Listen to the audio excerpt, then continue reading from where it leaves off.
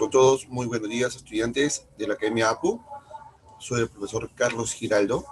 Y hoy día, en esta clase de geografía, vamos a tratar de un capítulo bastante polémico. Es un tema donde vamos a acercarnos un poco a analizar la situación actual de nuestro país y también pues un contexto un poco mundial, ¿no? Hoy día vamos a hablar de la geopolítica, muy bien.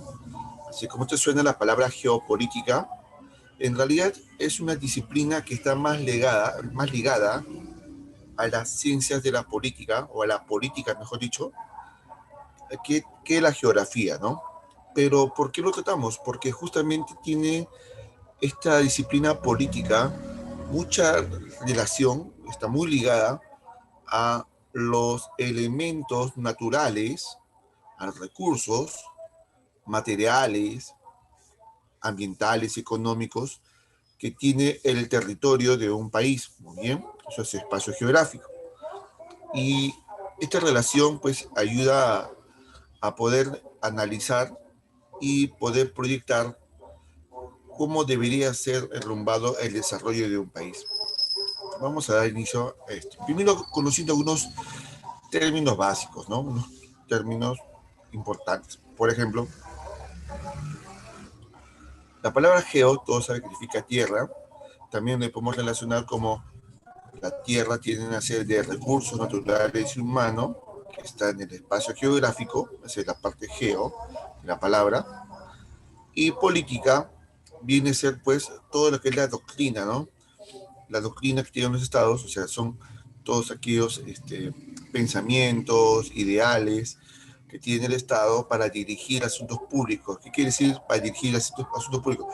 Era doctrina que tienen las autoridades para para tomar decisiones en asuntos de interés para todo un país. Muy bien.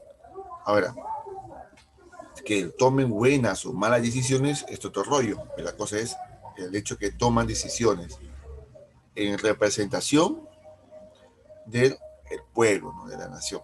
Ahora, si juntamos estas dos palabras geopolítica, si las sumamos, entonces, ¿qué podemos entender? Que la geopolítica tiene que ver aquí con el hecho de que el Estado tiene el poder de tomar decisiones sobre los recursos naturales y humanos que están en el espacio geográfico. Ahora, ¿para qué tomar decisiones sobre los recursos que tiene el espacio geográfico?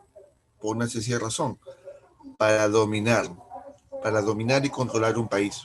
¿Bien?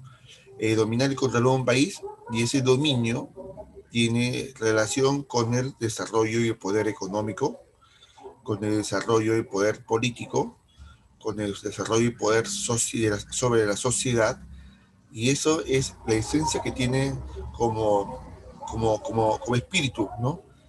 En sí, la geopolítica.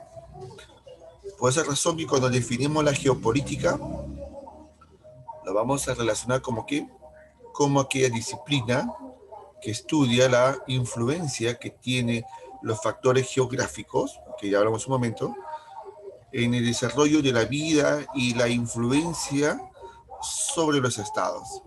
Muy bien.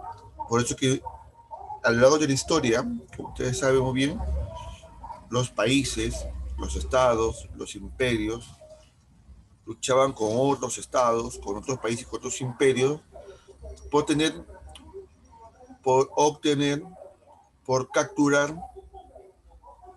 una serie de recursos del espacio geográfico necesario para su desarrollo. Así es. A ver, muchachos, una consulta rápidamente. ¿Por qué por qué el Imperio Romano expandía su territorio sobre Europa y parte de Asia? ¿Qué es lo que buscaban los romanos? Un poco de historia. ¿Mm? A ver, por el chat. Miriam, ¿me puede habilitar el chat para leer lo que dicen? Ya está habilitado. Ya, a ver, chicos, pueden escribir por el chat, por favor. ¿Qué buscaban los romanos cuando conquistaban otros pueblos para expandir su territorio sobre Europa y parte de Asia? Tierras, correcto. Tierra, agua, ¿no es cierto, no? ¿Y por qué era importante las tierras y el agua? Porque recuerda que la tierra y el agua son recursos muy valiosos para el desarrollo de la agricultura, de la ganadería, y también se pueden encontrar minerales, de los cuales provee pues, una serie de riquezas para el desarrollo y el crecimiento y fortalecimiento de un Estado, en caso del Imperio Romano. ¿Muy bien? A ver, ¿quién recuerda cuáles fueron las motivaciones para que Chile declarara la guerra a Bolivia y después entrar en guerra con Perú allá en 1879? Porque necesitaba las tierras. Las tierras en Salitre. ¿Qué más? Guano, también. Guano, salitre, etcétera, ¿no? Que era un recurso muy cotizado, de mucho valor en aquellas épocas, casi a fines del siglo XIX, ¿no? Así es. Entonces aquí aplicamos estos principios que son varios, ¿no? Como el espacio geográfico, los recursos que tienen los espacios geográficos son necesarios porque influye en el desarrollo, en la evolución, en el fortalecimiento de cada estado. Y los estados se ven obligados a resguardar, a proteger sus recursos y si no lo tienen, a buscarlos. Si no es por la buena, por la mala. Y en ese juego participa la geopolítica. A ver, ahora vamos a hacer una pregunta bien curiosa. De lo que tenga recuerdos, yo lo he leído, sobre todo en los libros de historia del Perú. En algún momento nuestro país, nuestros gobernantes, tuvieron a una visión geopolítica para hacer que el Perú sea un país grande y poderoso. ¿Mm? ¿Alguna vez? A ver qué dice la gente por el chat.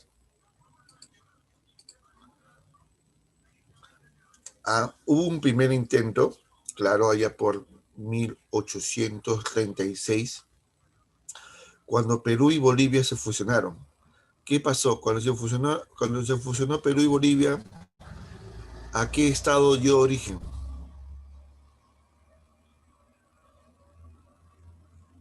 ¿Quién recuerda? Samuel nos dio la pista, pero ¿quién recuerda cómo se llamó ese estado que se creó cuando se juntó Perú y Bolivia, allá en 1836, cuyo gobernante fue Andrés de Santa Cruz?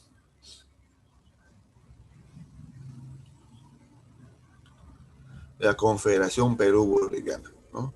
La Confederación Perú-Boliviana, ¿no? Que tenía como proyecto juntarse ambos países, sumar sus recursos naturales y sus esfuerzos políticos para convertir a la Confederación Perú-Boliviana en un estado fuerte, un estado que logre fusionar sus objetivos comunes a fin de llegar a un progreso en común en beneficio de su población. Muy bien, pero fracasó, claro, porque fracasó, no porque el proyecto estaba mal, fracasó porque hubieron contradicciones internas y externas. Las que más duelen fueron las contradicciones internas, porque las externas es obvio, no va a aparecer enemigos que van a estar opuestos a esta iniciativa que fue en su época, ¿no? Como los chilenos, ¿no? Que fueron uno de ellos, ¿no? Pero lo más triste fueron las internas, porque hubieron un gran sector de militares peruanos que boicotearon esta confederación y dentro de esos boicoteadores, recuerda que estaba también Ramón Castilla, ¿no? Entre otros más. Así es. ¿Qué más? Pero es la única parte de la historia peruana que tuvo como una iniciativa de tener pues un impulso geopolítico sobre el continente? No. Hubo también otro momento en la historia, ya en el siglo XX. Así es. También ligado con militares. ¿Verdad, no? Con militares, qué coincidencia. ¿Quién recuerda?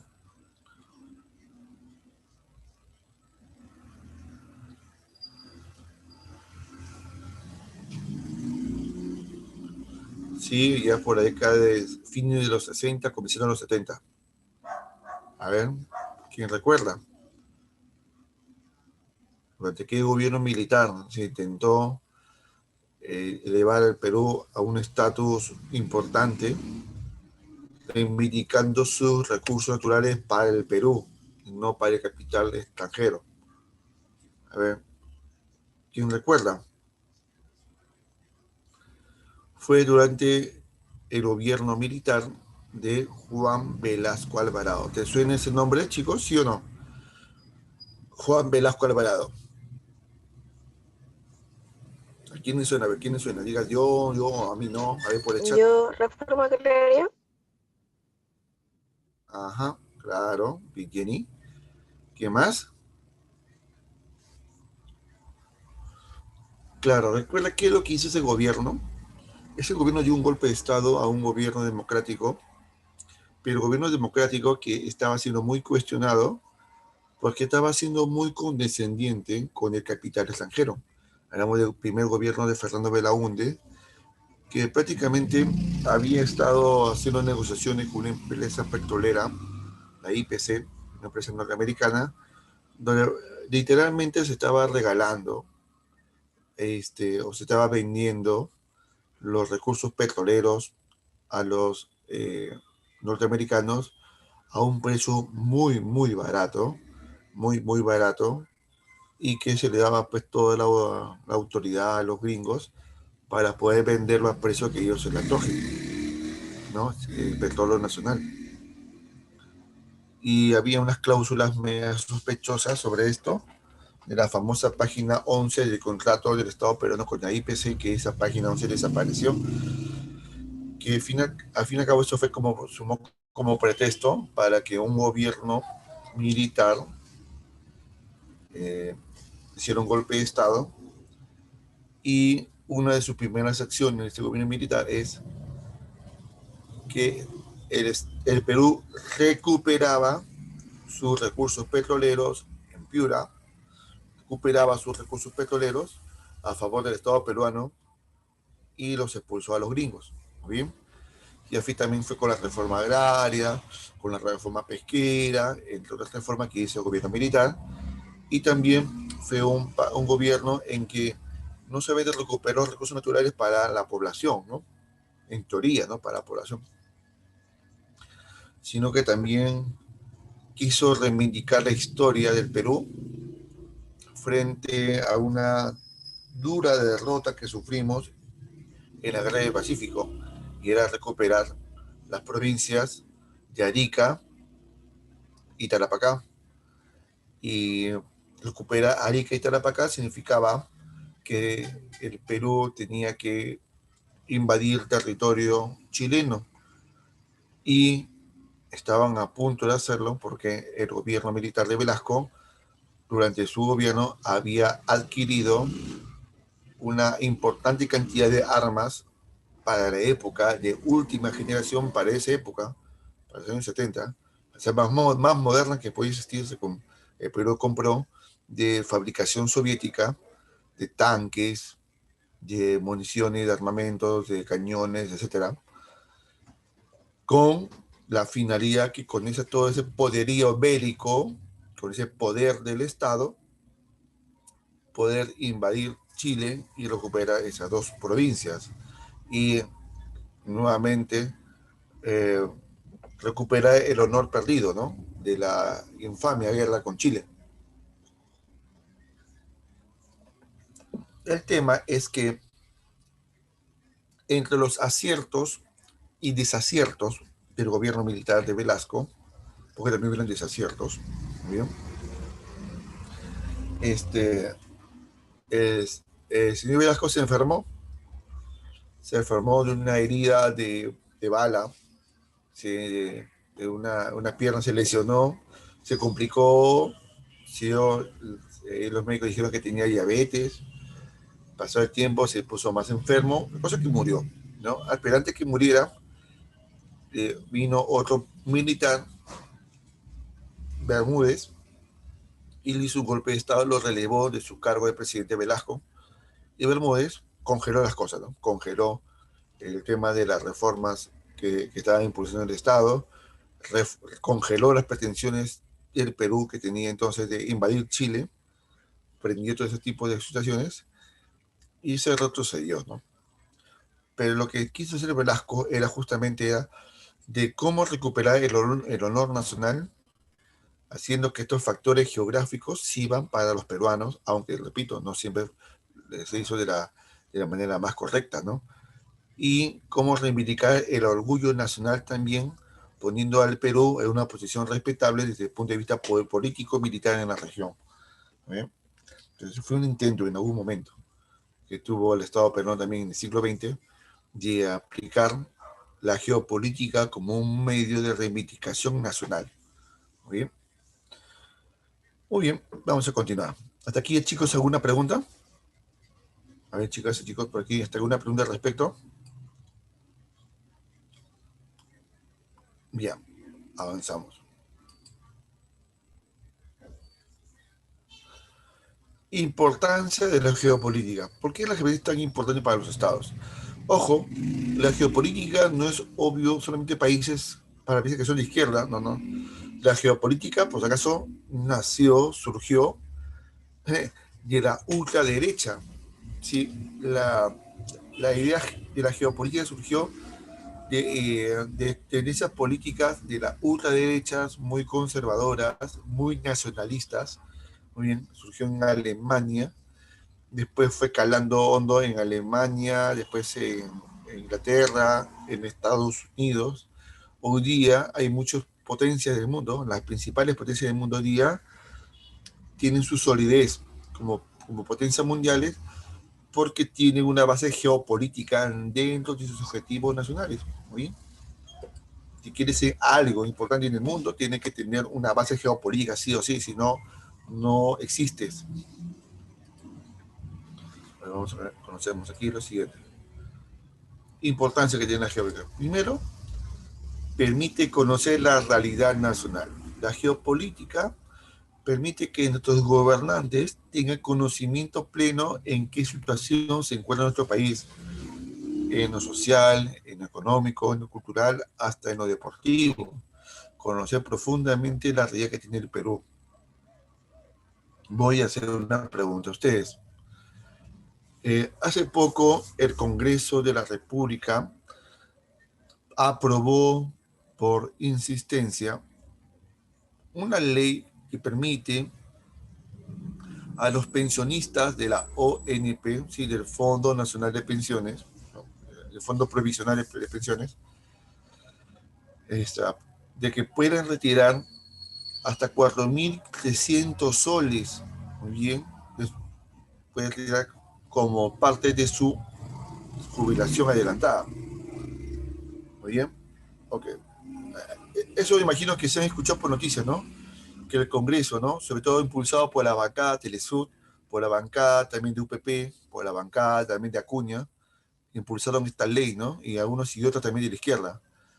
¿No? También algunos imbéciles de la izquierda también plantearon esto, ¿no? De que el Estado peruano entregue a los peruanos que aportan a la ONP, no FP, a la ONP, retienen hasta 4.300 soles, ¿no? Así es. Ahora, ¿tú sabías que todo el año 2020 el Estado peruano ha hecho un gasto multimillonario para, para una serie de inversiones que se han hecho por el tema de la pandemia, ¿no? Los bonos, las canastas, publicidad, pago de burocracia, entre otras cosas, y también corrupción. Pues. El Perú ha gastado tanto dinero, más de lo normal en el año 2020, y cuando ha hecho sus cuentas, el Estado peruano, para el presupuesto para el año 2021, se ha dado cuenta el Estado peruano que para cubrir el presupuesto para educación, para salud, para todo lo demás, hoy me falta plata. Chumas. He gastado más de lo normal. Me falta dinero.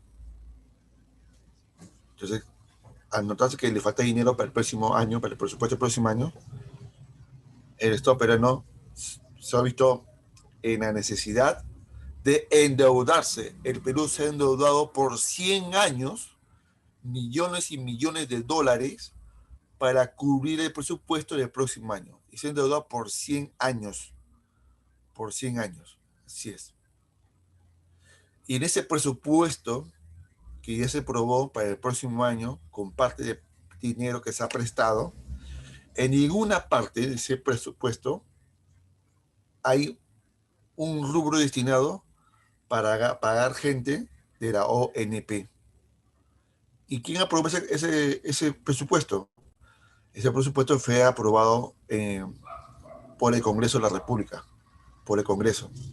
Entonces yo pregunto, ¿de dónde miércoles los congresistas creen que el Estado peruano va a sacar dinero para pagar a la gente de la ONP sus 4.300 soles? ¿De dónde? Si estamos endeudados y no hay ninguna partida presupuestaria para esos fines para el próximo año. ¿De dónde? ¿Cómo se llama esto? Los congresistas de este Congreso, digo Congreso con Z-O, como porque son Z de animales, estos congresistas tienen realmente un conocimiento de la realidad económica del país. ¿Ustedes creen? Es como ahora que llega Navidad, ¿no? Tu familia está aguja y hay otras necesidades, pero estando aguja, compra el PlayStation 5 y se van a quedar sin comer todo el mes de enero. Pregunto, ¿eso es correcto? ¿Es necesario? Pues esa actitud tienen los congresistas. Claro, totalmente irresponsable. Te das cuenta que la clase política peruana, empezando por el Congreso, este Congreso que realmente es de lo peor, de lo peor, de lo peor, de lo peor, creo que hasta la basura tiene más valor que los congresistas, no conocen nada respecto a la realidad económica del país, y mucho menos de la realidad nacional. ¿Recuerdan ustedes qué decían los congresistas cuando salieron las marchas para vacarse al señor usurpador Merino? ¿Qué decían sobre los manifestantes? ¿Qué eran cuántos? ¿Era un montón o eran unos cuantos gatos? ¿Qué decían ellos, los parlamentarios?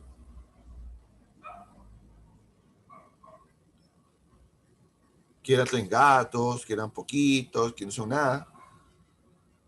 3 gatos. Así decían ellos, pues. Son unos cuantos jovencitos que hacían el revoltoso y decían eso. Y que van a ir a la cárcel si siguen ensañando en las calles. ¿Quién dijo que en un grupo de jovencitos y que se iban a ir a la cárcel por salir a protestar en las calles? ¿Sabe qué congresista dijo eso? Un congresista muy conocido en el Agustino, sí, un mafioso. ¿Quién recuerda a ese señor? Congresista muy conocido en el Agustino. No, el perro Durresti, no, no, hay otro, muy conocido en el Agustino. ¡Claro! Aarón Espinosa. Por supuesto, salió por todos los medios. ¿Acaso usted no ve televisión? ¿Ah? Declaró, estos son unos cuantos jovencitos revoltosos que si siguen haciendo de balote en la calle van a ir a la cárcel, lo voy a denunciar para que vayan a la cárcel. Así dijo ese señor. A los 2 días después de multitudinarias marchas, las marchas más multitudinarias, más masivas de toda la historia peruana, de millones de peruanos en las calles, en Lima, en Cusco, en Arequipa, en Trujillo, en Chiclayo, en Piura, en Quito, en todo el Perú, hicieron que cayera ese gobierno usurpador, pero lamentablemente 2 jóvenes fallecieron, Iti y Brian. Pregunto, acá está ese payaso llamado Aarón Espinosa y todas esas actas de congresistas de su bancada y los demás que estuvieron en contra de las marchas, ¿tienen algún conocimiento de la realidad de la realidad de la sociedad, pues no lo tienen. ¿Por qué? Porque no tienen lectura de la calle. Ya. En realidad se le llama, muchos lo llaman el presidente usurpador, el señor Merino, porque el Congreso, el 90% del Congreso, interpretaron un artículo de la Constitución, interpretaron un artículo a su conveniencia para vacar a quien fue el presidente Vizcarra. ¿Muy bien? Presidente Vizcarra. ¿Bien? Ahora, tú dirás, profe, pero Vizcarra tiene acusaciones, denuncias sobre corrupción. Sí, sí, tienes razón. Vizcarra tiene unos anticuchos bien bravos que tiene que responder ante la justicia. Pero, ¿sabes? Cuando uno comienza un juicio, o cuando comienza un proceso judicial, cuando se te acusa, el ser acusado no significa que sea culpable. Que tengas un montón de gente que te tira dedo, que dice, sí, tú has recibido plata, no quiere decir que ya eres culpable. El proceso judicial que está comenzando el señor Vizcarra está en la fase preliminar. Si alguien aquí quiere estudiar Derecho, ¿qué significa fase preliminar? ¿Quién sabe? ¿Quién tiene idea qué significa fase preliminar cuando comienza un proceso judicial? Que ni siquiera aún tiene acusación fiscal, aún no. Están recogiendo solamente primero evidencias, pruebas. No hay nada concreto. Entonces, ¿qué dice el congresista? No, pero se sospecha. Ya se sospecha. Se sospecha. Tiene alta probabilidad que puede ser, pero sospecha. Entonces, en la constitución política no dice, ni literal, ni de ninguna forma, que un presidente puede ser vacado por ser sospechoso de algún tipo de denuncia común todavía. No se puede. La única forma de vacar a un presidente según la Constitución es si está mal de la cabeza, si está loco, si tiene alguna dolencia física que lo impide, si se escapa del país y renuncia, como hizo Fujimori, o por traición a la patria. ¿Muy bien? O sea, me causa curiosidad que me preguntan eso porque supone que soy jóvenes y deben estar bien enterados de la información. ¿O de dónde todos se informan? De Willax. Si se informan de Willax, tienen la mente ya podrida, muchachos. Entonces, son cuatro cosas que permite la Constitución política. Entonces, cuando hablan de la incapacidad moral, dicen, no, es sospechoso de ser corrupto. Es sospechoso. Pero no se le ha probado aún que este señor Vizcarra sea corrupto. Tiene la alta probabilidad que sea, pero aún no hay sentencia. Entonces, por esa sospecha, se ha hecho una inadecuada interpretación de la norma de la Constitución y se lo ha vacado al presidente y Merino y todas las bancadas que estuvieron detrás de esa iniciativa de vacancia golpista, Acción Popular, Alianza por el Progreso, la bancada Telesur, los partidos de UPP, partido también de la izquierda, ¿cómo se llama esto? De la Florcita de Arana, se prestaron para la tontería, para bajarse el presidente, ¿con qué objetivo? ¿Qué quiere el Congreso? Que se le apruebe su famosa ley de la ONP. ¿Qué quiere el Congreso? Que se atrase las elecciones. ¿Qué quiere el Congreso? Una serie de normas que el Ejecutivo le estaba bloqueando que son inconstitucionales. Así es. Porque Vizcarra era el obstáculo. Por eso se lo bajaron. Y por eso que la gente salió en protesta porque el Congreso estaba haciendo lo que quería con la Constitución. Claro, después el Tribunal Constitucional, de una manera bastante sospechosa, ¿qué es lo que dice? Que ese artículo sobre la vacancia por incapacidad moral, que dice el Congreso, que hizo el Tribunal Constitucional, la última palabra en temas de constitucionalidad. El Congreso tiene la libertad de interpretar como le convenga. Prácticamente así ha dicho el Tribunal Constitucional, de 4 votos contra 3, porque son 7 votos en el tribunal.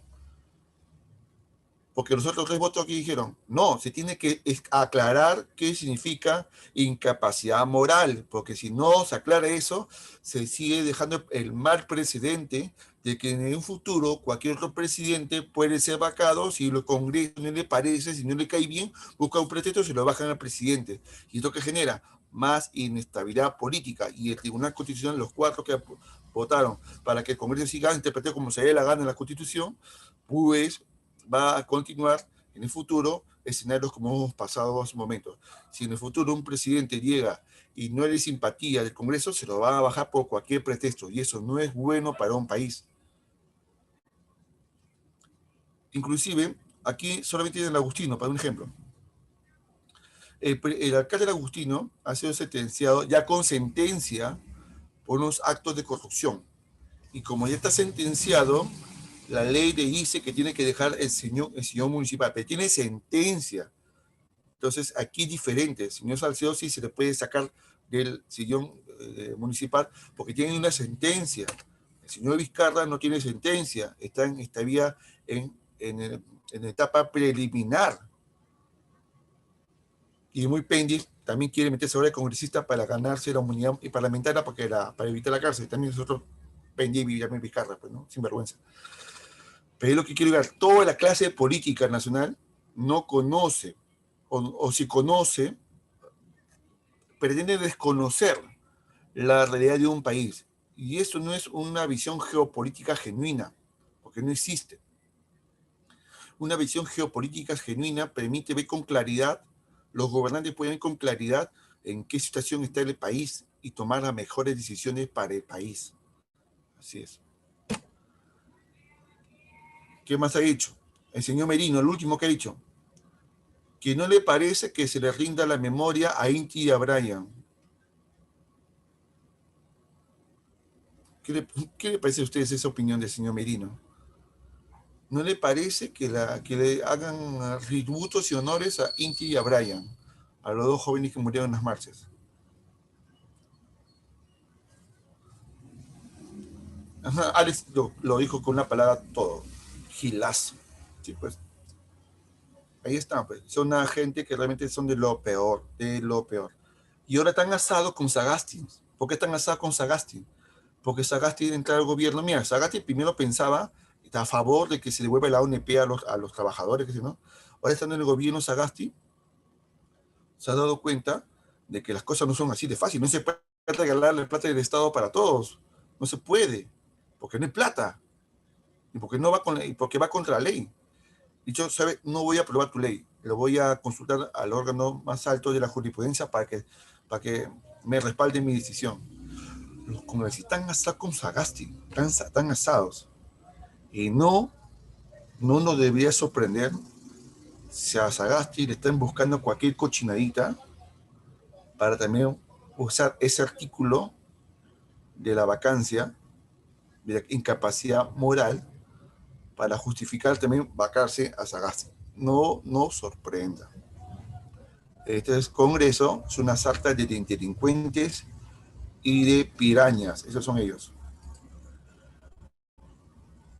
Y cuando uno conoce bien su realidad nacional, puede hacer planes para el país, planificar el futuro, planificar cuáles van a ser mis objetivos de aquí a 5, 10, 20 años, porque tengo las cosas ordenadas, claras, con conocimiento. Pero en el Perú no se puede hacer ningún tipo de planes porque los gobernantes, porque la politocracia que nos gobierna en el Ejecutivo, en el Legislativo, pues usan el Perú como fuera su chacra, de manera populista, empiezan a pretender regalar todo el dinero del Estado a la gente y nos quedamos sin futuro, sin planes, sin planificación. Las cosas se hacen de manera coherente, pensando responsablemente. También la geopolítica nos permite evaluar el poder nacional, nuestra capacidad de poder que el Estado, de más que imponer, sino hacer que el Estado se haga presente en la ejecución de las leyes, de las normas, de la justicia, en su capacidad de poner orden tanto en lo interno y en lo externo. ¿Muy bien?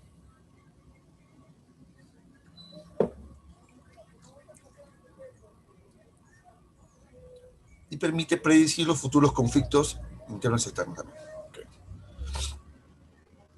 Objetivo de la geopolítica. El objetivo de la geopolítica es orientar a todos los gobernantes, a los políticos, orientarlos, decirles, mira papá, por aquí tienes que ir, orientarlos, pero con conocimiento de qué. Los políticos tienen que tener conocimiento de la realidad nacional, cosas que carecen esta gente, estos santos de burros. Conocimiento de la historia. Yo dudo que Aarón Espinosa sepa algo de historia. ¿Muy bien? De conocimiento de la sociedad. Yo dudo que esta gente conozca realmente cómo vive la gente. Yo dudo. Como regalar frases, cosas no significa conocer la realidad. Se llama ser populista, mantener la pobreza y no sacar la pobreza de la pobreza. Conocimiento de la economía. Yo dudo que esta gente coma como la gente del pueblo. Conocimiento político. Yo dudo que los políticos peruanos en la actualidad conozcan bien qué es la política, porque cada decisión que han tomado ha sido decisiones malas, porque estamos jodidos. Desde el presidente Vizcarra hasta el Congreso. Sagasti, bueno, está ahí el tío. ¿Y por qué es importante que la geopolítica oriente, diga a los políticos, tienes que tomar decisiones, tener conocimiento de 5 puntos importantes para determinar cuáles son los objetivos, los planes de desarrollo que el país necesita para el presente y para el futuro, pensando en el bien común, señoras y señores. Para eso la geopolítica orienta a los políticos, para hacer que los tomen decisiones para el bien común. Amigas y amigos, pregunto. Ya empezaron a huir acá. Pregunto, amigos.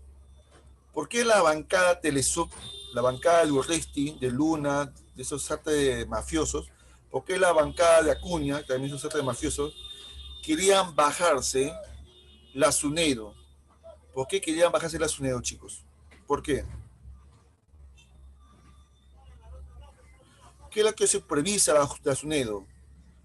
La SUNEDO supervisa la calidad educativa de todas las universidades públicas y privadas.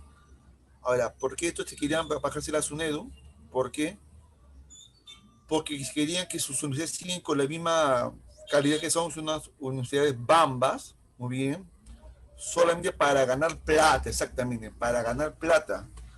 O sea, pensando en sus propios intereses y no en los intereses del pueblo o la población. Porque lo educado sería, ya yo cobro mi plata como universidad privada, pero te ofrezco la mejor tecnología y el mejor nivel educativo, ¿no? Para que puede pagar. Entonces, bacán, pues está bien. Estoy cumpliendo los estándares de calidad.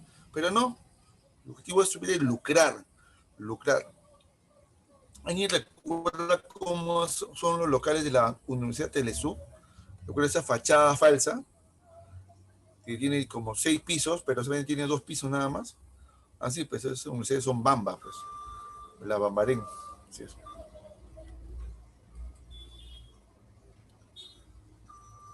Vamos allá de llano a lo que es la parte histórica de geopolítica. ¿Quién es el papi de la geopolítica? El papi de la geopolítica es un geógrafo alemán que planteó un principio geográfico muy importante, el principio de la localización. ¿Quién recuerda qué geógrafo planteó el principio de la localización? A ver.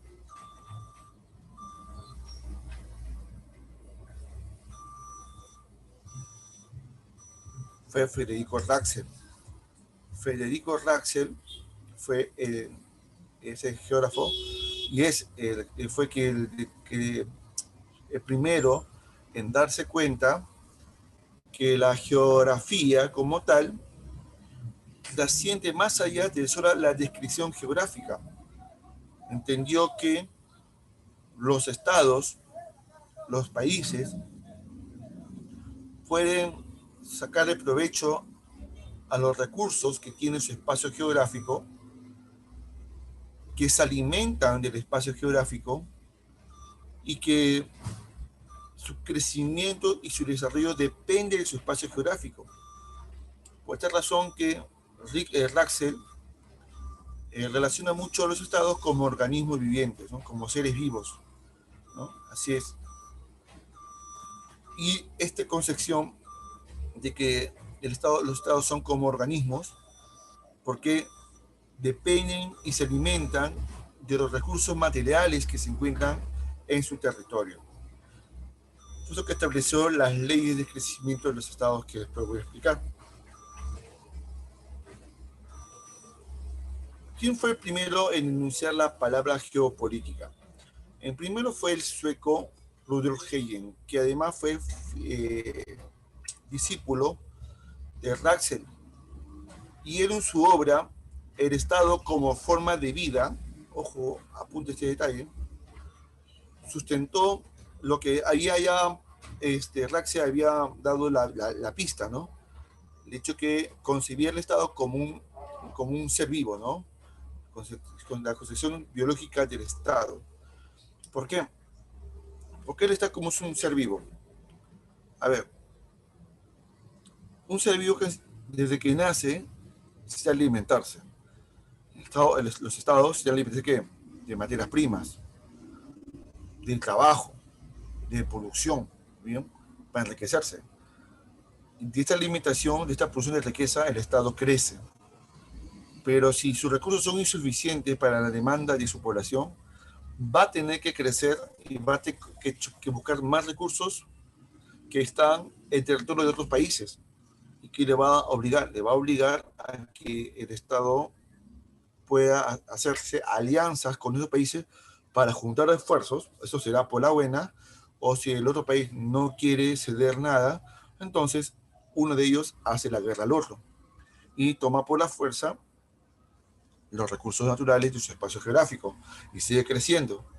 Y así va a seguir creciendo, dominando a otros, por la buena o por la mala, porque mientras más aumenta la demanda, más aumenta las necesidades de este Estado, de este organismo vivo.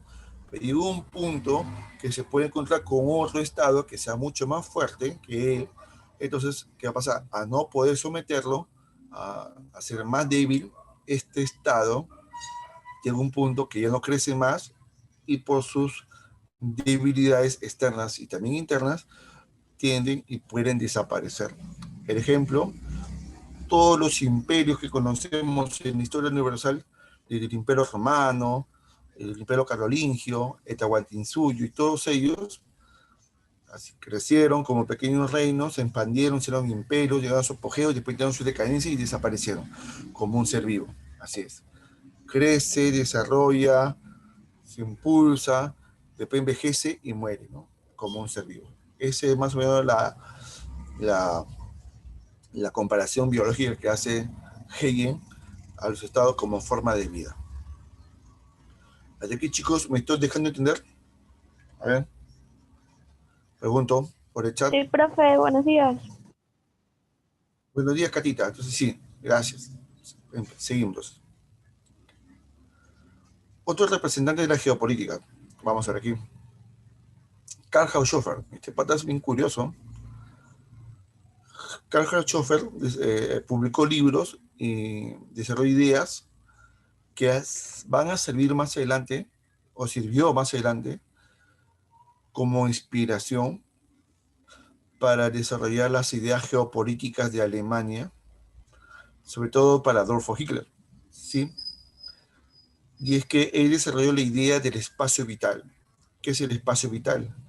El espacio vital, para Haushofer, viene a ser el área territorial donde se concentra el mayor poder de un Estado, donde están los mejores recursos naturales, como petróleo, como el gas, como el oro, como el hierro, es un ejemplo, donde se encuentra la mayor cantidad de la población, que obviamente la población significa mano de obra para producir riqueza, muy bien, y esta idea del espacio vital, para Haushofer, sirvió de inspiración para Adolfo Hitler, porque cuando él impulsó el Tercer Reich en Alemania, el objetivo de Hitler era tomar el espacio vital. Tomar el espacio vital que está en Europa. Por eso quiso dominar toda Europa. Muy bien. Y no importa por los medios que sea. La cosa que en concepción que tenía Haushofer, país que no tome esta iniciativa, va a ser un país dominado por otras potencias. Y para la idea de Alemania, sobre todo para Adolf Hitler, esa idea de ser dominados por otro era inconcebible. ¿Bien? Así es. Otro es Halford Mackinder, que también coge ideas también de Haushofer. Mackinder, que es un británico, planteó que el mundo está dividido en dos partes. En una isla mundial, que viene a ser Asia, Europa y África, y las periferias están conformadas por un gran océano mundial.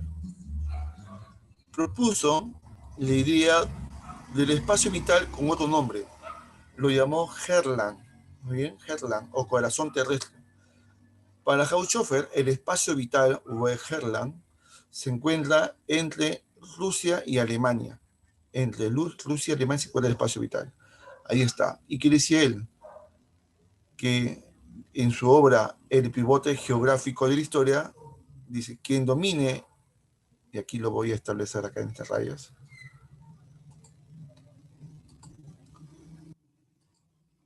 desde Herland, chicos, quien domine este espacio,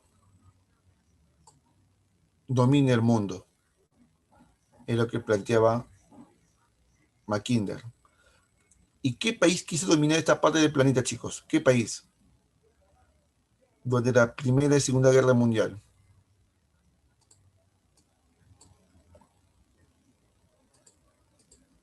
Alemania, correcto, Samuel, Alemania. Pero no lo logró, no pudo conquistarlo. Más bien quien se quedó con esta área fueron los rusos, los soviéticos, que le sacaron provecho a este espacio, que es el corazón terrestre para la geopolítica, y los dio resultados. A la mala, pero resultados. De convertir a un país feudal como la Unión Soviética, que estaba inmiscuida y hundida en la pobreza, a convertirla en 50 años en una gran potencia mundial. Gracias a que aprovechó los recursos que había aquí en el espacio vital, en el corazón terrestre, ¿no? Alfred Maugham, norteamericano, plantea una idea sobre el dominio naval. Dice, quien domine el mar, domine el comercio, porque sabemos que todo el comercio mundial, gran parte de ella se traslada por vía marítima. Quien domine el comercio mundial dominará el mundo. Pregunto, en la actualidad, ¿qué país estará aplicando este principio de Maugham? En el pasado fue Inglaterra, pero en la actualidad, ¿quién es? Quien domine el comercio mundial por vía marítima. ¿Qué país será? A ver. China. Claro, ¿por qué China? A ver, ¿por qué? Cuando compras una zapatilla, dice made o hecho en dónde? China. En China. China. O a lo que compras un juguete para tu hermanita, para tu hermanito, por Navidad, estos juguetes están hechos en dónde? En China. Casi todas las cosas que nosotros compramos está hecho en China. Un celular, una computadora, una tablet, hecho en China. Y es que China domina el mercado mundial y domina el comercio marítimo. Todos los productos chinos están en cualquier parte del mundo, están en todas partes del mundo los productos chinos, todos. Por ejemplo, mis zapatillas Nike también hecho en China. Zapatillas Adidas también está hecho en China. ¿Por qué? Porque la mano de obra en China es una mano de obra barata y además porque también pues los chinos son una gran potencia económica, pues, una gran potencia económica, los chinos. Esto. Diferencia entre geografía política y geopolítica. Aquí dos ideas bien claras. La gente por lo general se confunde aquí. Vamos a este cuadro comparativo. A la izquierda tengo geopolítica y a la derecha geografía política. Primera diferencia. La geopolítica está más ligada a las políticas. a la política como tal, ¿no? A la capacidad de tomar decisiones. ¿Muy bien? En cambio, la geografía política está más relacionada a la geografía, pues la geografía humana. ¿Muy bien? La geopolítica estudia cómo el Estado se desenvuelve a lo largo de la historia, ¿no? Es dinámica, es constante, está en constante movimiento, en cambio, transformaciones. Analiza los hechos históricos. En cambio, la geografía política estudia al Estado en un momento determinado. Por ejemplo, 2020, cómo está el territorio peruano. ¿Bien? En el punto 4, es importante esto en el punto 4. La geopolítica estudia la influencia de los factores históricos, raciales, geográficos, económicos y la evolución de los estados, extrayendo conclusiones de carácter político que benefician al Estado. Muy bien. En cambio, lo que estudia la geografía política es el área geográfica, o sea, el territorio del país, como morada. ¿Qué significa la morada? Como hogar, nuestra casa. Y cómo está organizado nuestra casa. En el caso peruano, está organizado en regiones políticas o departamentos. Y eso es lo que estudia. Cómo está organizado el territorio, cómo está organizada nuestra casa, nuestro país, en provincias, en departamentos, en distritos. Es la gran diferencia entre ambas o ambos estudios. Elemento del Estado desde el punto de vista geopolítico. Vamos a ver. La geopolítica tiene estos 4 elementos importantes. La realidad nacional, el poder nacional, el potencial nacional y la política nacional. ¿Cómo se expresa eso? De la siguiente manera. La realidad nacional, cosa que desconocen nuestros políticos, es la situación actual del Estado en lo social, en lo económico, en lo político y en lo ambiental, en todo. Pero si la realidad nacional no está bien del todo, para cambiarlo, para cambiar la realidad nacional, es necesario que el Estado aplique el poder nacional. Y que ese poder nacional es la capacidad que tiene el Estado para expresar su voluntad y sus objetivos. Está expresado, por ejemplo, en las Fuerzas Armadas, que es para que el Estado exprese su voluntad de tener nuestras fronteras bien sólidas y protegidas ante cualquier amenaza externa. También está la Policía Nacional de Perú, que tiene como finalidad mantener el orden interno, luchando contra la delincuencia, el narcotráfico y cualquier amenaza externa o interna. Por cierto, aquí últimamente la Policía Nacional está actuando de manera bastante asquerosa en las últimas semanas. Tengo que levantar mi voz de protesta. Hace unos días atrás, un grupo de jóvenes, con permiso de unos dirigentes de un asentamiento humano en un distrito, estaban haciendo un acto cultural y estaban haciendo un acto cultural con sicuris, con música folclórica, y estaban haciendo murales también por Inti y Brian, y unos patas del grupo Terna a sapear, y después llamaron a la policía. La policía llegó a los patrulleros y se llevaron a los organizadores de este evento pacífico. ¿Qué te parece ese actuar de la policía? ¿Está correcto hacer esto? Está mal, pues. Está mal. La policía está para... Deberían luchar contra los delincuentes. Ahora que aumentan los choros por fiesta, deberían estar detrás de los choros. Detrás de ellos. Los delincuentes. Los narcotraficantes. Pero no. Ayer pasé por la avenida Ribabero. Eso del plan de las 5 de la tarde. Venía en un micro, en un bus, desde Puerto Nuevo hasta Ribabero. Y por la altura de la Capilla y por el Colegio de Maratigui había un montón de policías, ¿no? Un montón de policías deteniendo automóviles. Yo diré, pues, estarán pues, supervisando de que los transportistas de vehículos privados y públicos tengan sus documentos en regla, ¿no? Etcétera, ¿no? No, estaban sacando su billete. Yo pude ver cómo cuando el chofer de este bus, del M1, En el sobre estaba su tarjeta de propiedad, le puso 20 lucas. El policía agarró el sobre, se fue por el otro lado de la camioneta para que no le firmaran. Se hizo la fina que está haciendo papeles y después lo vio y pasamos otra vez. Entonces, ¿está para eso la policía? ¿Está para eso? ¿Para robar a la gente? ¿O para cuidarnos? Por esa razón, pues, ahora que el gobierno se desagasta y quiere hacer reformas en la policía, todos los generales se arañan, pues, ¿no? Porque saben que la policía está corrupta. Está asquerosamente corrupta. Así es. Lo del túnel de Castro. Castro también. ¿Cómo la policía no va a saber que están haciendo un túnel? Un penal, ahora en el caso que no ahí por el norte, ¿no? Que de Chiripa encontraron un túnel donde se iban a fugar un montón de presos, iba a ser un escándalo. ¿Dónde está ahí la policía? Dejo para ustedes.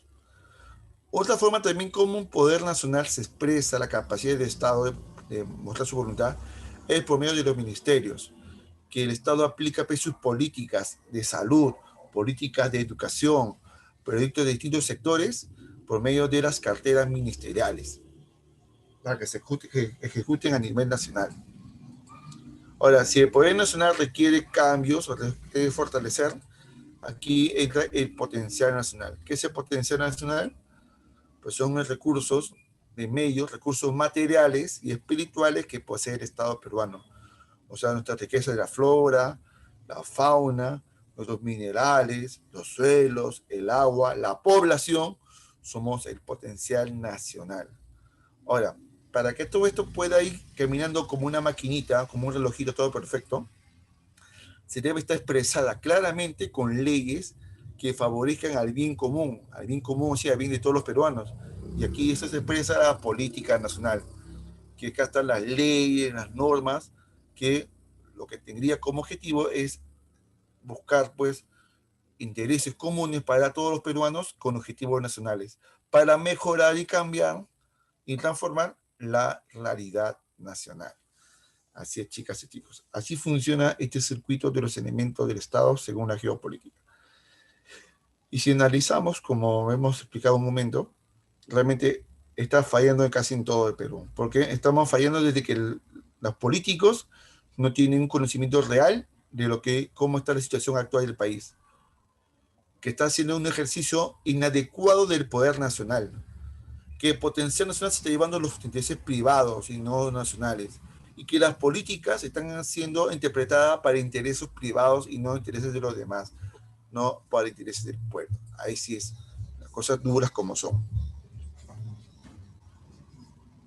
El que cree que estoy equivocado o es lo contrario, bueno, está en su derecho a creerlo, ¿no? Pero no hay peor que ser necio y taparse los ojos y no ver la realidad y permitir que el país siga estando un desastre como hoy, realmente.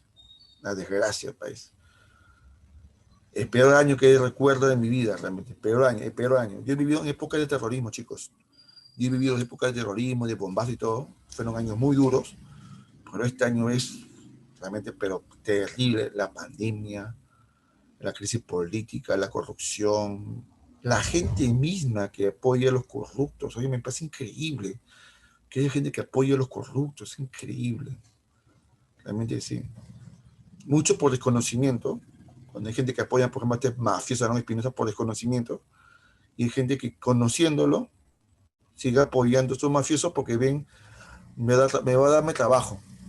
Por eso están detrás de esos mafiosos, ¿no? Eso es lo peor de todo. Falta de dignidad, ¿no? Es asqueroso eso. Parte del Estado desde el punto de vista de la geopolítica. Vamos a ver. Tomando las ideas de Hegel y de Raxel, que el Estado es como un ser viviente, vamos a compararlo como una forma de vida, como una célula, donde la capital del Estado es el Herland, ¿no? Es el núcleo vital, en el centro. El centro solo es el núcleo. Parece un huevo, ¿no? Así, ¿no? El citoplasma viene a ser el territorio peruano, ¿no? También es Hinterland. Y la membrana, la cáscara, es la frontera del Estado. Y explicamos en detalle. Entonces, cuando hablamos del Herland o núcleo vital, viene a ser la zona de mayor desarrollo que posee el Estado peruano, porque está aquí el mayor crecimiento económico, mayor desarrollo humano, social y científico. En el Perú, ¿qué lugar del Perú tiene el mayor desarrollo en todos sus aspectos, muchachos? ¿Qué lugar del Perú? Lima. Lema Lemón, claro, Lima. Por, exacto, Lima. En teoría, el Herla debería estar en el centro del país, en el mismo centro del país. Y pregunto, ¿Lima está ubicada en el centro del país o no?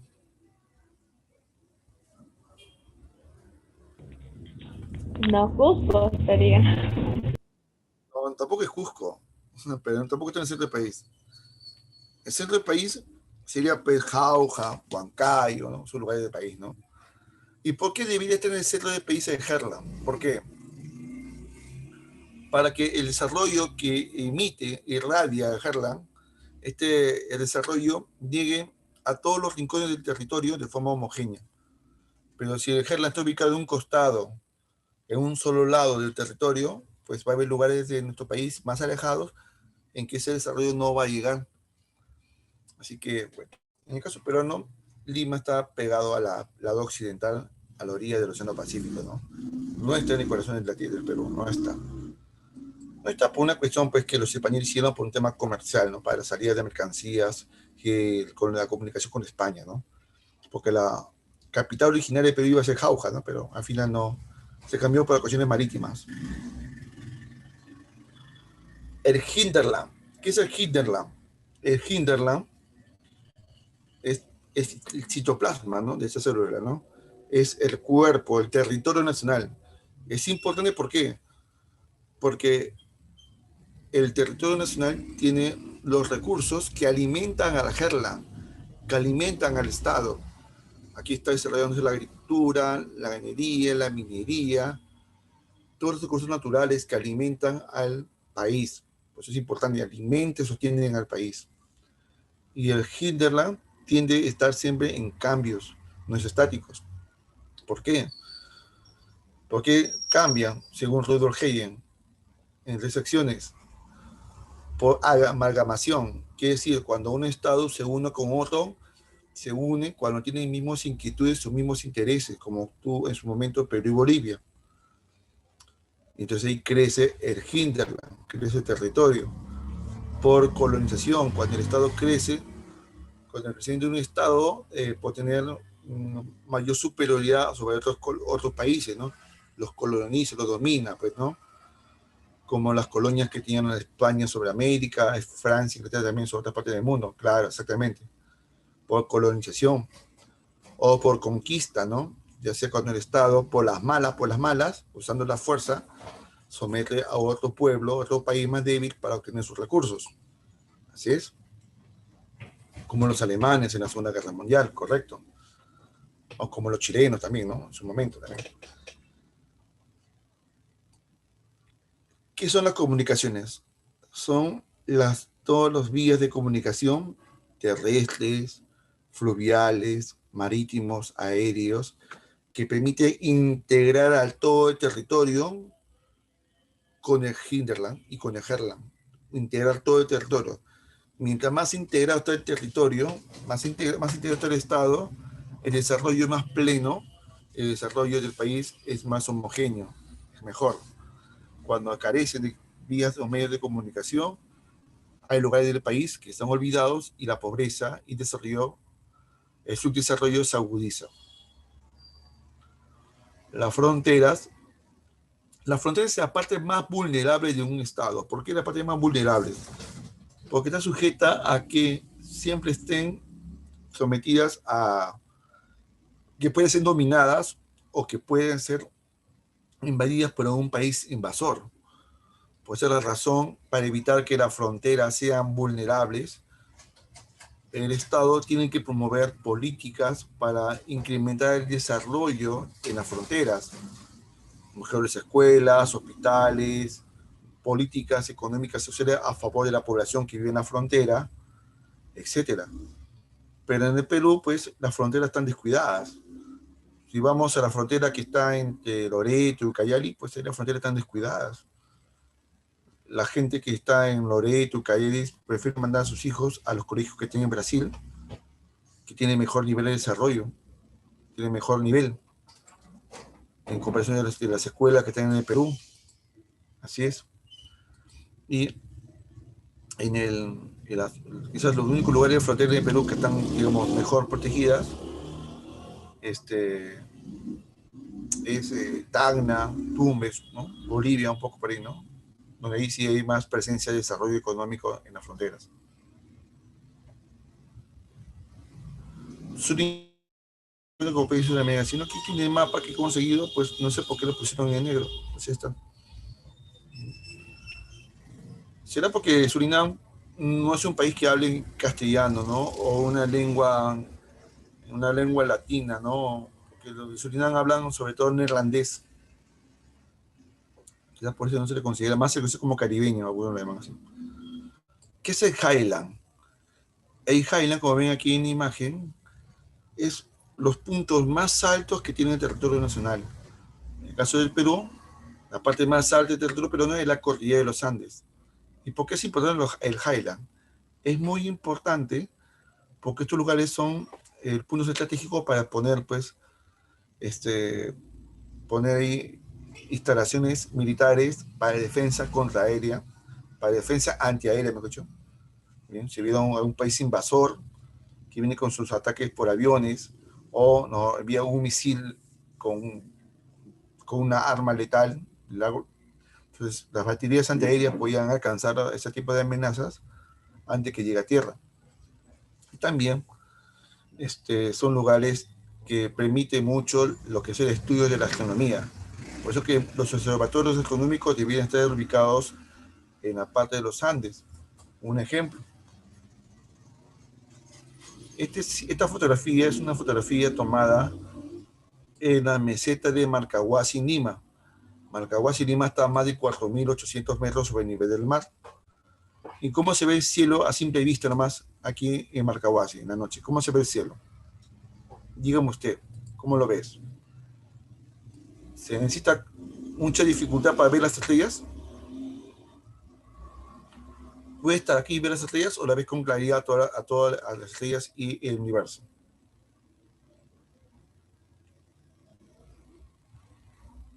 Claro. Eso no es nube. Esto de aquí no es nube, por acaso. Esto no es nube. Esto es el centro de la Vía Láctea. Es el centro de la Vía Láctea. Así es. Entonces son las estrellas. Imagínense si a simple vista se ven así las estrellas en la noche, en la zona andina. ¿Cómo será si lo vemos, si lo viéramos con telescopio? ¿Cómo sería? Sería mucho mejor, ¿no? De mejor calidad para la ciencia y la astronomía, ¿no? Claro. En Lima es difícil verlo porque el cielo siempre está nublado, ¿no? ¿Qué son los polos de desarrollo? Los polos de desarrollo son aquellas ciudades en gran importancia después de la capital que fomentan también el desarrollo regional de sus propias localidades. Por ejemplo, Arequipa y Cusco, ambos generan mucho desarrollo, dinamismo comercial y social en el sur peruano. En el norte del Perú, la ciudad de Trujillo, Chiclayo y Chimbote, también impulsa mucho desarrollo en esas áreas de la costa norte de Perú. En la zona andina central, la ciudad de Huancayo, por ejemplo, es un gran polo de desarrollo para la región andina central del territorio nacional, por decir un ejemplo, ¿no? Muy bien. Así está el Perú según las partes del Estado peruano. El Herland está en Lima, el espacio de crecimiento del territorio nacional, los núcleos de cohesión y desarrollo están dispersos en el Perú y nuestras fronteras, ¿no? Ahora, ¿cuáles son los costos que Perú está pagando por carecer de una visión geopolítica? No hacemos un uso adecuado ni sostenible de los recursos naturales. Se está haciendo un uso irracional que lo está aprovechando el capital privado, si queda el Perú. Más.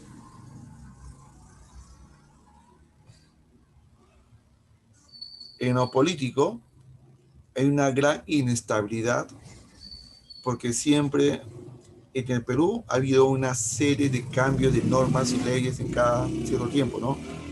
Por ejemplo, en estos casi 200 años de república que vamos a cumplir el Perú, ha tenido pues 12 constituciones y ahora se pide una nueva constitución, ¿no? Bueno, en lo territorial hemos perdido muchos territorios, hemos perdido por guerras y por malos tratados firmados por nuestros presidentes. Y eso por carecer de una visión geopolítica. ¿Cuáles son los objetivos que debería tener el Perú desde el punto de vista geopolítico? Convertirse en un país eje en la cuenca del Pacífico Sur. ¿Qué significa país eje? Que en el Pacífico Sur seamos el país con mayor importancia para el comercio marítimo. Que los productos que vengan de las principales potencias mundiales de Asia-Pacífico, como Estados Unidos, Rusia, China, Japón, primero ingresen por el Perú, para que después estos recursos se distribuyen por Sudamérica. Ese es el principal objetivo geopolítico que tiene el Perú. Se está construyendo un puerto, el puerto de Chancay, que es un puerto 3 veces más grande que el de Callao, para convertir el Perú en ese eje de la cuenca del Pacífico. El Perú tiene acceso también al Atlántico, sí, tenemos acceso al Atlántico por medio del río Amazonas. O tener soberanía en la Antártida. No se puede exigir soberanía en la Antártida, pero sí presencia con valor científico en la Antártida, eso sí lo tenemos. No se puede exigir soberanía porque las leyes lo impiden, leyes internacionales. Desarrollo de fronteras vivas, desarrollo de fronteras desarrolladas. Económicamente, si se permite bien desarrollar las fronteras, es mejor que la defensa militar. Y estén integrados con distintos países latinoamericanos. Eso es importante, la integración internacional, ¿no? Para fortalecer nuestras fuerzas con otros. Muy bien. Vamos a ir a la dirigida. Vamos a la número 1. Dice ahí, la geopolítica estudia la influencia y factores históricos, raciales, geográficos, económicos de la evolución del Estado, extrayendo conclusiones de carácter político que benefician al Estado, mientras que la geografía política es una rama de la geografía humana que plantea ¿qué cosa? ¿Qué plantea la geografía? ¿Quién plantea la geografía política? ¿Ah? A ver qué respuesta me dieron algunos. Claro, la geografía política, que es muy igual que geopolítica, estudia al espacio geográfico como una morada. Como una morada, exactamente. Sería bebé.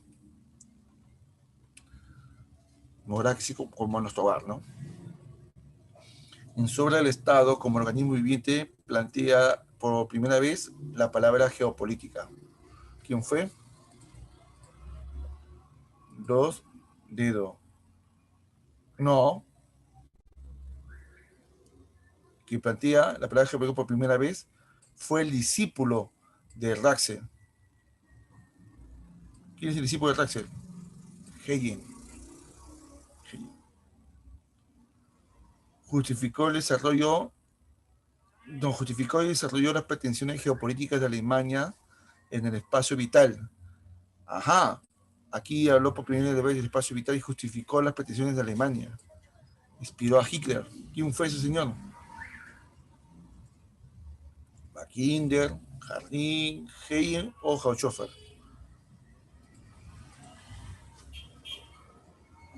Claro, Haushofer. Dedo.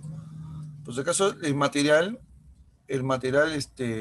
lo tengo, pero he querido subirlo a la internet, pero se me cuelga. Voy a seguir intentando ya para que tenga su material. No sé por qué me cuesta subirlo. Ya, listo. 4. No forma parte de los planes geopolíticos del Estado peruano. ¿Cuál será? La integración nacional sí es un objetivo geopolítico. Una proyección en la Antártida sí, pero solamente con carácter científico, nada más. Ocupación de las fronteras sí, esas son las fronteras vivas. Yo cuestiono la letra B. ¿Por qué la letra B? ¿Por qué razón? Porque dice aquí obtener dominio total de toda la cuenca del Pacífico. Y no es dominio total, no. El Perú lo que quiere es tener, ser un eje económico marítimo.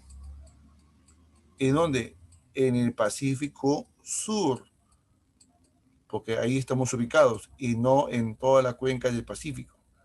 Así que la clave sería la B de bebé, porque está más allá de nuestras capacidades, sobrepasa esa capacidad geopolítica. La número 5. El Perú es un país polimetálico con grandes reservas de minerales, etc., como llanura costeña, fértiles tierras, ricas montañas. Ya me acuerdo de una canción ya de los Añartu. ¿Eso de qué está hablando? ¿Qué elemento del Estado sería en la número 5? Claro, claro, bien Cruz. ¿Qué más? ¿Quién me puede darme la clave de la número 5? Claro, claro, claro. No, no es la realidad, no, no es la realidad, no, no, no. Aquí hay recursos naturales que tienen espacio geográfico. ¿Cómo se llaman todos los elementos de los recursos que tiene un Potencial. Estado? Potencial, correcto, Catita. Potencial, exactamente, potencial.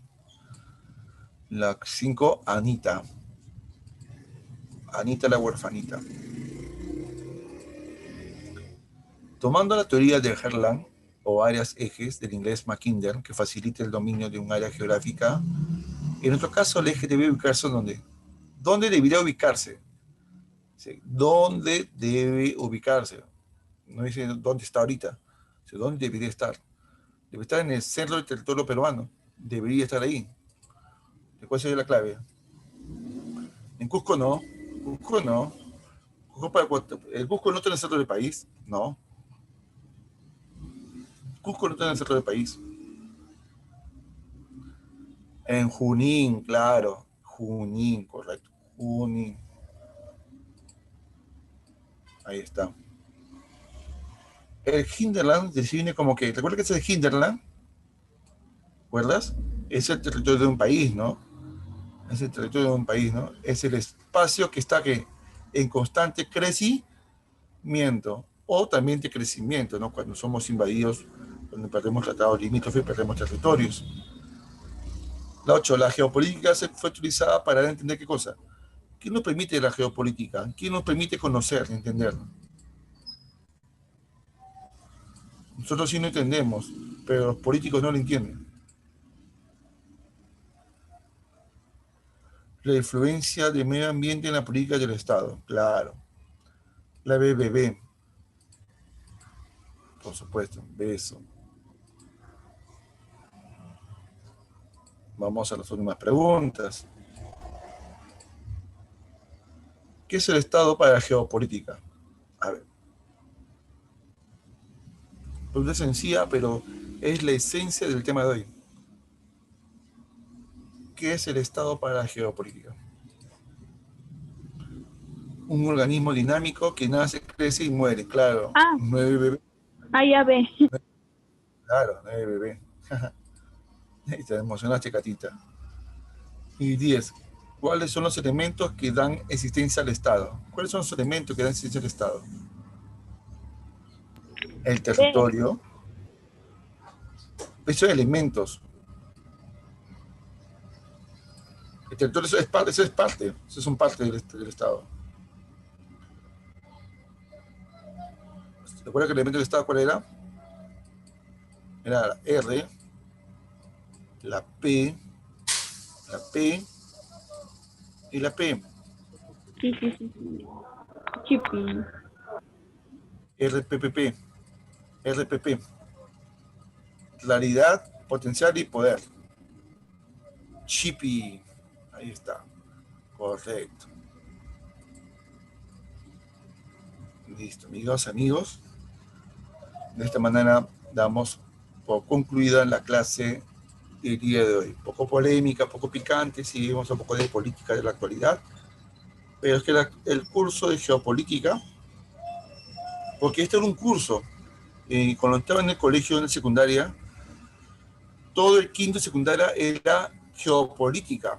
Aún conservo mi libro de esa época, mira, por acá está.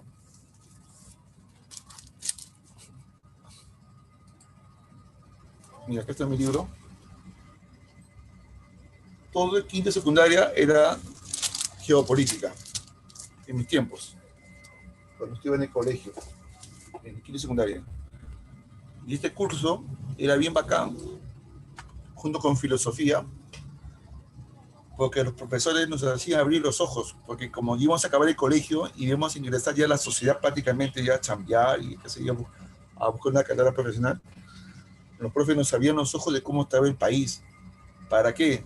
Para que nos demos cuenta que no siempre vamos a estar mimados y en la falda de nuestros papás, ¿no? Sino que vamos a ir a un país que es difícil, a un mundo que es complicado, pero este mundo difícil y complicado donde hay gobernantes que deben tomar buenas decisiones, es el pueblo, nosotros, que tenemos que estar siempre vigilantes, ojitos, viendo que las cosas hagan bien, o de lo contrario, exigir a las autoridades, porque nosotros lo elegimos, exigir que gobiernen para el bienestar de la población y no para sus propios intereses. Era un curso bien bacán, recuerdo que por la que no se edita, ahora se hace solamente un solo tema, este tema, en 1 hora y media o 2 horas en el colegio, nada más.